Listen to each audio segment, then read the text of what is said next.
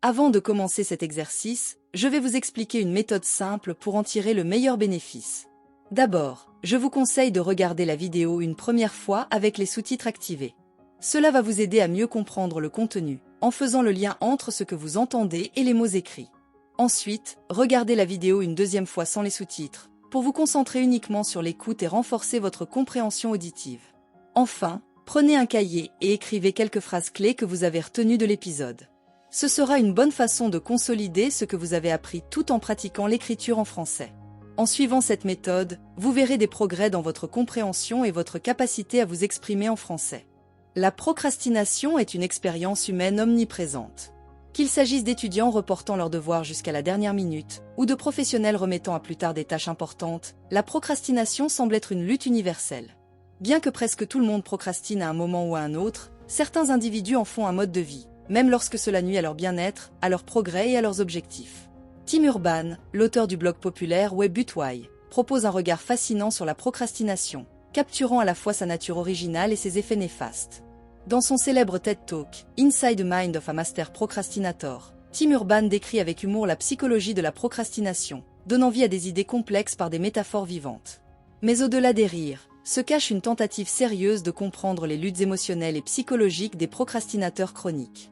Cet article explore en profondeur les racines cognitives et émotionnelles de la procrastination, en l'examinant sous les angles psychologiques, neurologiques et comportementaux, tout en ancrant ses perspectives dans la littérature académique. La procrastination peut être définie comme le retard volontaire d'une action prévue malgré la prévision de conséquences négatives. Joseph Ferrari, un expert de premier plan sur la procrastination, note que bien que de nombreuses personnes procrastinent, toutes ne sont pas des procrastinateurs chroniques. Pour les procrastinateurs chroniques, le report des tâches est une habitude omniprésente qui transcende les contextes ou les situations spécifiques. Alors que la procrastination occasionnelle est normale, la procrastination chronique est un schéma comportemental profondément ancré qui peut nuire à la performance académique, à l'avancement professionnel, à la santé mentale et à la satisfaction générale dans la vie. L'explication de la procrastination par Tim Urban repose sur sa métaphore mémorable du « singe de la gratification instantanée », qui détourne l'esprit du procrastinateur, contournant la partie logique du cerveau, le décideur rationnel. Selon Urban, le décideur rationnel est la partie de notre cerveau qui planifie et prend des décisions sensées sur la manière dont nous devrions utiliser notre temps. C'est cette partie du cerveau qui dit « Je devrais travailler sur ce projet important maintenant » ou « Je dois commencer à préparer l'examen de demain ». Cependant, le singe de la gratification instantanée fonctionne selon un principe entièrement différent, le plaisir à court terme. Ce singe est désintéressé des récompenses à long terme ou de la planification rationnelle. Il recherche des activités amusantes et faciles à réaliser immédiatement, vidéos YouTube, réseaux sociaux, sieste ou encas. Le singe de la gratification instantanée dirige le procrastinateur vers des tâches qui procurent du plaisir dans l'instant, plutôt que vers celles qui mèneront à une satisfaction ou un succès durable. La métaphore d'Urban décrit de manière vivante le conflit intérieur qui se produit dans l'esprit d'un procrastinateur. Cependant, la procrastination n'est pas simplement un tiraillement entre deux désirs concurrents. C'est une partie d'un cycle psychologique complexe étroitement lié à l'autorégulation, aux émotions et à l'anxiété. La procrastination est liée à la réduction temporelle, un biais cognitif qui pousse les individus à sous-estimer les récompenses futures au profit de la gratification immédiate. Le singe de la gratification instantanée prospère sur ce biais, persuadant le procrastinateur que les conséquences futures du retard sont lointaines et donc moins importantes. De plus, la procrastination est souvent motivée par une peur de l'échec ou une anxiété liée à la performance des tâches. Les recherches académiques indiquent que la procrastination peut être une forme d'autosabotage, un mécanisme de défense qui permet aux individus de préserver leur estime de soi en attribuant l'échec à un manque d'effort plutôt qu'à une incapacité. Si un procrastinateur remet la préparation d'une présentation à la dernière minute, tout échec éventuel peut être attribué à un manque de temps plutôt qu'à un manque de compétences. Ce courant émotionnel explique pourquoi la procrastination frappe souvent le plus fort lorsque la tâche est perçue comme particulièrement importante ou difficile. La peur du jugement ou de la critique rend l'acte de commencer insupportable, et ainsi, l'évitement devient une stratégie de coping. Selon la théorie de la motivation temporelle, la motivation est influencée par 3 facteurs, l'attente de succès, la valeur de la tâche et l'immédiateté de l'échéance. La procrastination survient lorsque la difficulté perçue de la tâche ou l'inconfort émotionnel qui y est associé dépasse la valeur perçue de son achèvement. Pour les procrastinateurs chroniques, les tâches deviennent associées à des émotions négatives telles que le stress, la peur ou l'ennui. Plutôt que de confronter ces émotions, les procrastinateurs les évitent en se tournant vers des distractions offrant un soulagement immédiat. Cela engendre un cycle d'évitement, de stress et de culpabilité. L'évitement réduit temporairement les émotions négatives, mais à mesure que la date limite approche, le stress du procrastinateur s'intensifie. Ce tourbillon émotionnel explique pourquoi la procrastination peut avoir des effets si néfastes sur la santé mentale. En effet, les études montrent que les procrastinateurs chroniques ont tendance à présenter des niveaux plus élevés de stress, d'anxiété et de dépression. La procrastination chronique est étroitement liée à des stratégies de régulation émotionnelle déficientes. Les procrastinateurs privilégient souvent la réparation rapide de leur humeur au détriment de leurs objectifs à long terme, recherchant un soulagement émotionnel immédiat en évitant les tâches difficiles. Ainsi, la procrastination n'est pas seulement un échec en gestion du temps, mais également un échec en régulation émotionnelle. L'anxiété et la procrastination sont profondément entrelacées dans un cycle auto-renforçant. Lorsqu'ils sont confrontés à une tâche difficile, les procrastinateurs ressentent de l'anxiété quant à leur capacité à réussir. Pour éviter cette anxiété, ils procrastinent, réduisant temporairement les émotions négatives. Cependant, à l'approche des échéances, l'anxiété revient plus forte qu'auparavant, créant une charge émotionnelle encore plus grande. Ce cycle renforce à la fois l'anxiété et l'habitude de procrastiner, rendant plus difficile pour l'individu de s'en libérer. Les recherches neuroscientifiques récentes ont éclairé les mécanismes cérébraux sous-jacents à la procrastination. Le système limbique du cerveau, responsable du traitement des émotions, joue un rôle clé dans la procrastination. L'amygdale, en particulier, régit la réponse de « combat ou fuite » et peut déclencher des sentiments de peur et d'anxiété en réponse à une tâche difficile ou accablante. Face à une tâche qui provoque de l'anxiété, l'amygdale s'active, envoyant le procrastinateur en mode d'évitement. Le cortex préfrontal, responsable de la pensée complexe et de la prise de décision, est alors détourné par des impulsions émotionnelles, telles que le désir de gratification immédiate. Ce déséquilibre entre les parties émotionnelles et rationnelles du cerveau explique pourquoi les procrastinateurs prennent souvent des décisions qui contredisent leurs objectifs à long terme. Une des découvertes clés de la recherche en neurosciences est le rôle de la dopamine dans la procrastination. La dopamine est un neurotransmetteur jouant un rôle significatif dans le système de récompense du cerveau. Participer à des activités plaisantes telles que regarder Netflix, faire défiler les réseaux sociaux ou jouer à des jeux vidéo déclenche la libération de dopamine, renforçant ces comportements. En revanche, le cerveau libère moins de dopamine en réponse aux tâches difficiles ou exigeantes.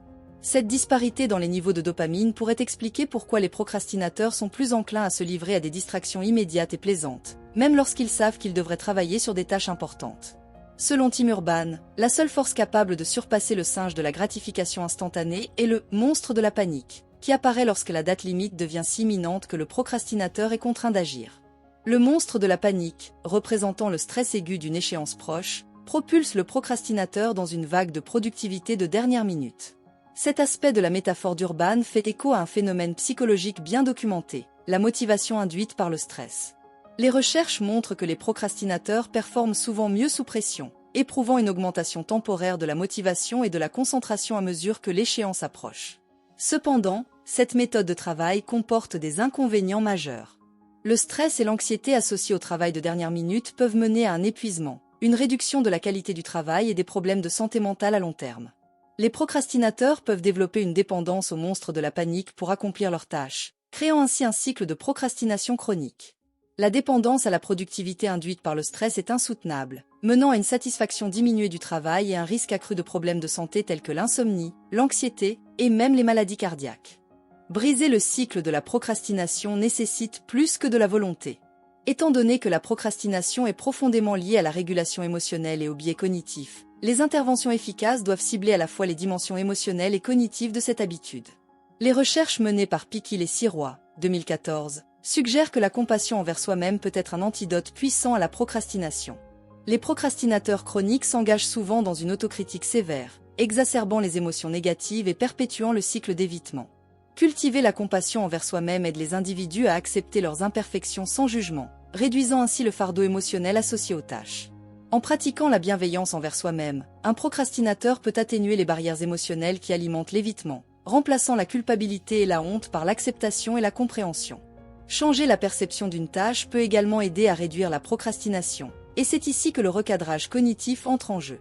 Au lieu de se concentrer sur les émotions négatives associées à une tâche difficile ou désagréable, les individus peuvent recadrer la situation comme une opportunité de croissance ou de maîtrise. Passer de la peur de l'échec à la possibilité d'apprentissage peut réduire de manière significative l'anxiété qui déclenche souvent la procrastination.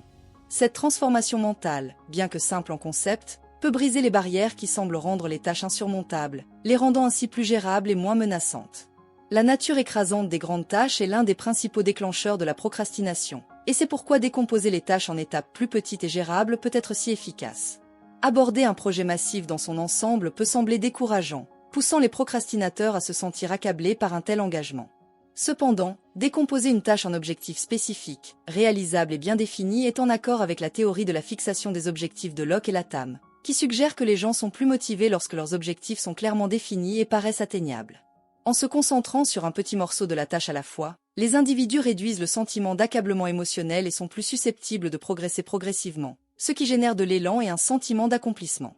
Les pratiques de pleine conscience, telles que la méditation et les exercices de sensibilisation émotionnelle, se sont également révélés être des outils puissants pour aborder la procrastination. Ces pratiques aident les individus à devenir plus conscients de leurs déclencheurs émotionnels et à développer de meilleures stratégies de régulation émotionnelle. Reconnaître les émotions qui alimentent la procrastination, qu'il s'agisse d'anxiété, de peur ou d'ennui, peut permettre à une personne de tolérer l'inconfort plutôt que d'éviter la tâche à accomplir. La pleine conscience encourage un état de conscience non jugeant, où le procrastinateur peut observer ses sentiments sans s'y enchevêtrer, réduisant ainsi l'impulsion de se réfugier dans des distractions. Grâce à une pratique constante, la pleine conscience peut reconfigurer les réponses habituelles aux tâches difficiles et au stress émotionnel, facilitant ainsi l'engagement et la concentration. Un autre outil pratique dans la lutte contre la procrastination est la technique Pomodoro, une méthode de gestion du temps qui consiste à travailler en courts intervalles concentrés suivis de courtes pauses. En s'engageant à travailler seulement 25 minutes, les individus peuvent contourner la résistance émotionnelle qui empêche souvent de commencer une tâche. La courte période de temps rend le début de la tâche moins intimidant, et la promesse d'une courte pause par la suite fournit une structure de récompense qui peut motiver l'effort continu. Cette méthode aide non seulement à surmonter l'inertie initiale, mais aussi à développer la concentration et la productivité de manière durable, réduisant ainsi le fardeau global des grandes tâches. Créer une responsabilité externe peut également être une stratégie très efficace pour réduire la procrastination. Souvent, la présence d'un engagement externe, qu'il s'agisse d'un mentor, d'un groupe de pairs ou même d'une application de productivité, peut fournir la motivation nécessaire pour surmonter l'évitement. Les systèmes de responsabilité fonctionnent en créant une source externe de pression et d'attente, ce qui peut compenser la résistance émotionnelle interne caractéristique de la procrastination. En impliquant d'autres personnes dans leurs objectifs, les procrastinateurs introduisent un élément social qui encourage le suivi et offre un soutien en cas de fluctuation de l'engagement. Ce système peut servir à la fois d'outil de motivation et de filet de sécurité, assurant que les progrès se poursuivent même lorsque la motivation intrinsèque faiblit. Toutes ces stratégies, compassion envers soi-même, recadrage cognitif, décomposition des tâches, pleine conscience, technique Pomodoro et système de responsabilité abordent différents aspects de la procrastination, des barrières émotionnelles au biais cognitif et à la gestion du temps.